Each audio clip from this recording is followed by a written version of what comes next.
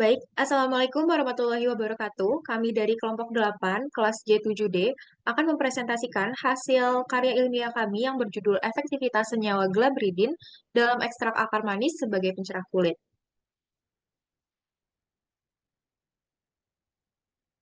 Untuk anggota kelompoknya sendiri, ada Afika Rizky Alfira, Tania Zahra Andini, Putri Ramadhani Agariski, dan Konita Rifda Dewi.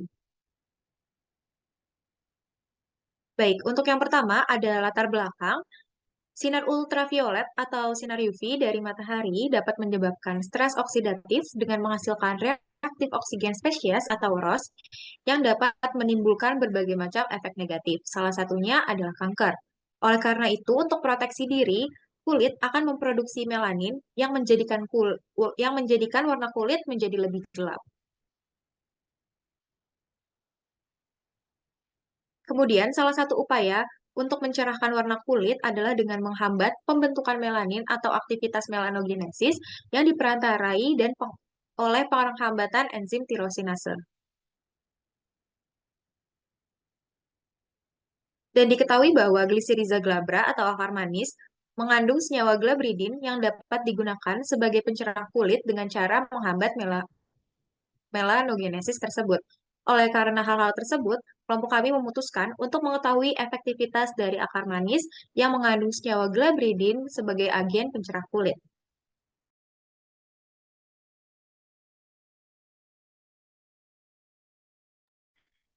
Baik, selanjutnya adalah melanogenesis. Melanogenesis merupakan proses pembentukan melanin, yang mana melanin berfungsi sebagai agen penyerap cahaya sehingga berperan dalam penentuan warna kulit dan warna rambut.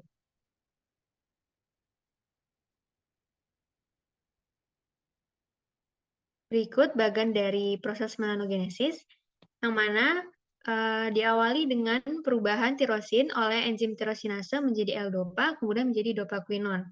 Lalu dopaquinon yang mendapatkan tambahan sistein akan berubah menjadi cysteinyl dopa, kemudian menjadi peomelanin. Nah, peomelanin ini merupakan pigmen berwarna terang sehingga lebih sering ditemui pada orang berkulit putih. Nah, sedangkan dopaquinon yang tidak mendapatkan bantuan sistein akan berubah menjadi dopakrom, kemudian menghasilkan produk reduksi dan juga oksidasi hingga akhirnya menghasilkan eumelanin. Nah, eumelanin ini merupakan pigmen berwarna gelap yang mana berfungsi untuk melindungi kulit dari sinar UV dan juga radikal bebas.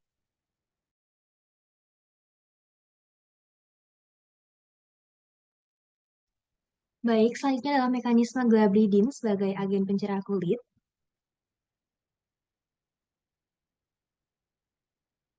Nah, glabridin sebagai agen pencerah kulit ini dapat menurunkan ekspresi protein dari faktor melanogenesis. Glabridin ini bekerja dengan cara menghambat proses melanogenesis melalui dua jalur utama. Yang pertama ada jalur PKA atau protein kinase A, yang kedua ada jalur MAPK atau mitogen activated protein kinase.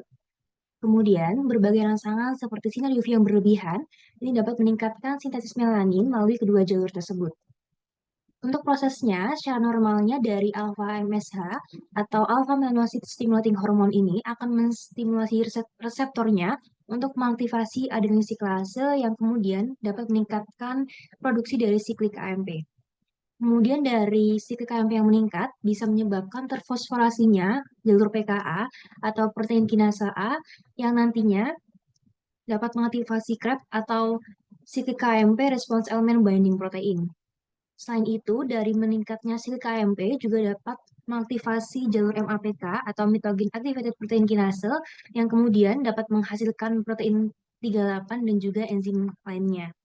Dan dari kedua jalur tersebut dapat meningkatkan ekspresi gen MITF atau microphthalmia associated transcription factor yang akan berikatan dengan tirasin related protein yang mana ketika sudah berikatan dapat memulai terjadinya proses melanogenesis yang mana untuk penjelasannya sudah dijelaskan di penjelasan sebelumnya sehingga dapat ditarik benang merah bahwa mekanisme pencerahan kulit dari senyawa glabrin ini melalui dua jalur yaitu dengan cara menghambat jalur PKA dan juga jalur MAPK.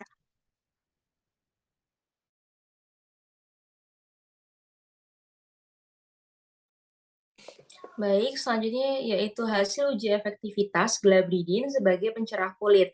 Di antaranya dilakukan 3 uji, yaitu yang pertama adalah uji in vitro, di mana pada salah satu pengujian, pada salah satu penelitian, yaitu dilakukan uji in vitro, yang dilakukan untuk pengujian inhibisi enzim tirosinase, di mana uji tersebut dilakukan dengan mengukur senyawa berwarna jingga, yaitu dopakrom, yang merupakan hasil oksidasi L-dopa dari enzim tirosinase. Nah, hasilnya yaitu terbukti bahwa krim ekstrak akar manis dapat menghambat enzim tirosinase.